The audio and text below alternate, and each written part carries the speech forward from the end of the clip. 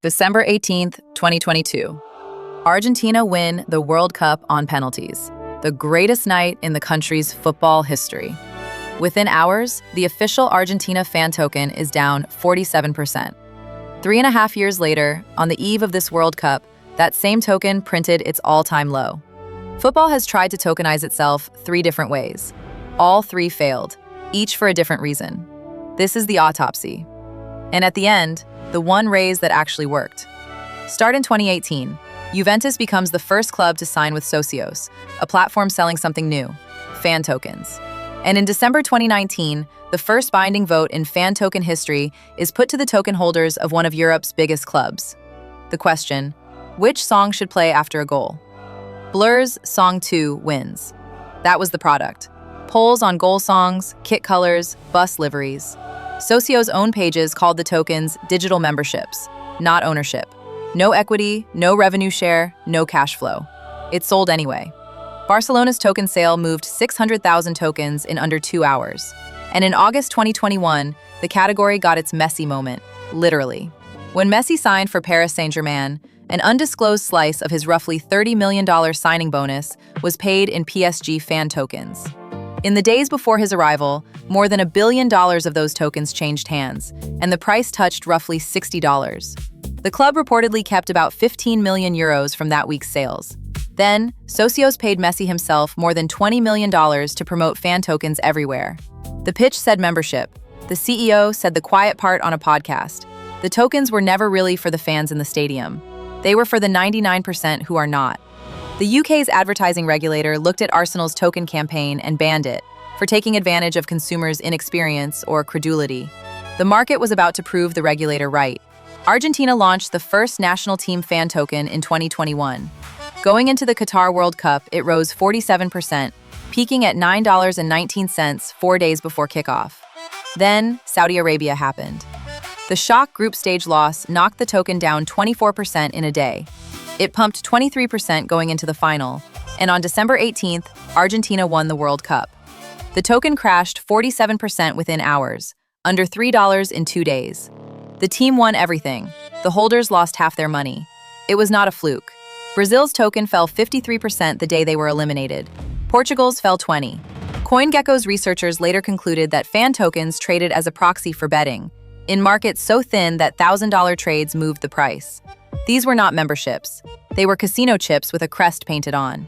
By early 2023, the entire category was worth about $360 million. The UK pulled token marketing under financial promotion rules, and a parliamentary committee told clubs, in writing, that fan tokens must not count as fan engagement.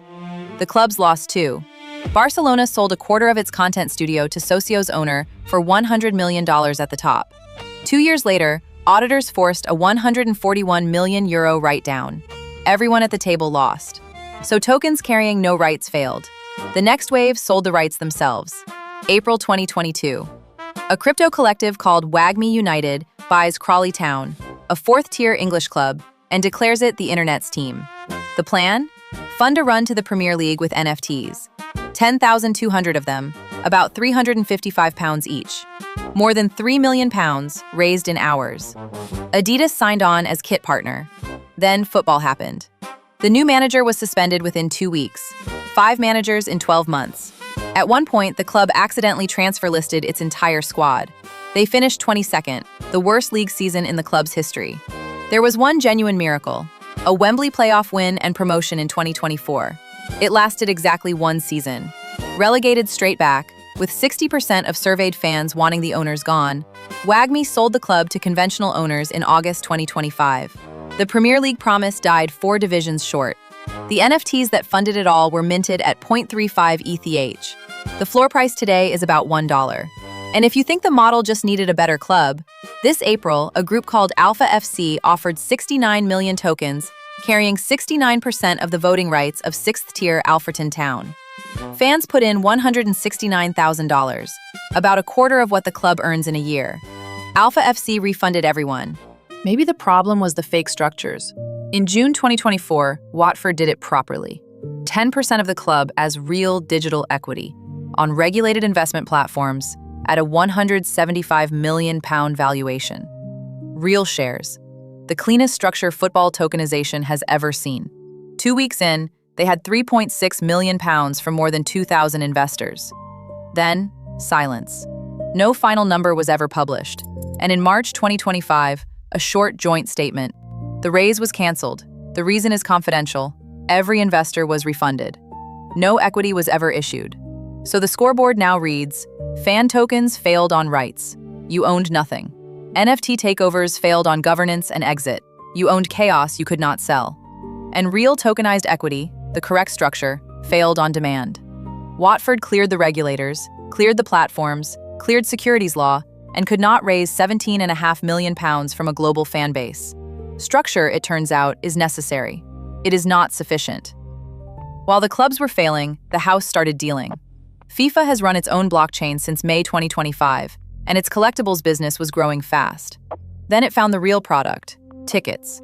A $999 NFT whose entire utility was the right to spend up to $10,990 on a World Cup final ticket. Some resold for $30,000. In October, the Swiss Gambling Authority filed a criminal complaint, arguing that the random draws and right-to-buy mechanics amounted to an unlicensed lottery. As the tournament kicked off, around 180,000 tickets were sitting unsold on FIFA's own resale marketplace, some from $69, with median resale prices down 20%.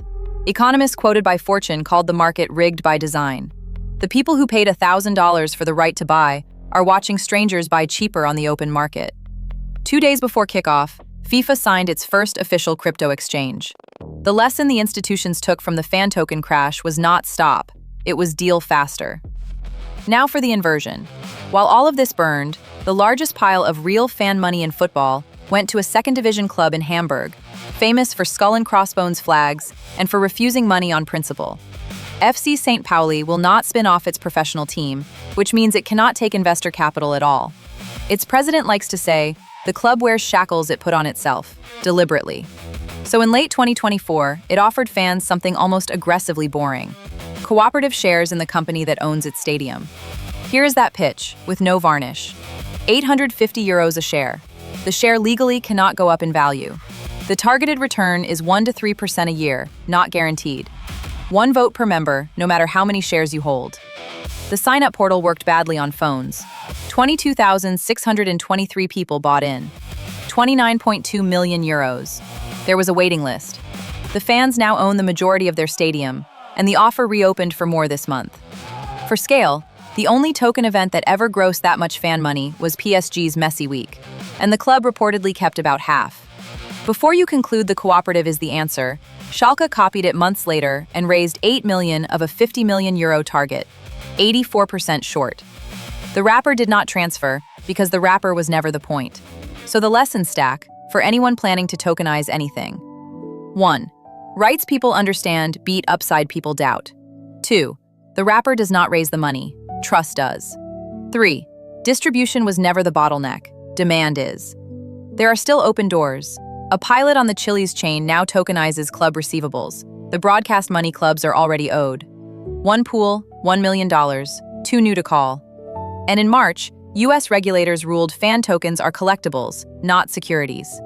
Chili's is returning to America, its token up 46% into this World Cup. The 2022 movie is screening again. We find out in July whether it has a new ending. So why can nobody tokenize a football club? Because nothing that makes a club fits inside a token.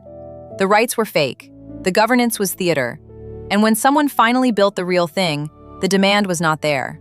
The one thing fans bought at scale, for real money, with their eyes open, was the thing no blockchain can mint: trust. If you are tokenizing something bigger than a football club, that is the whole lesson. Subscribe for the next autopsy.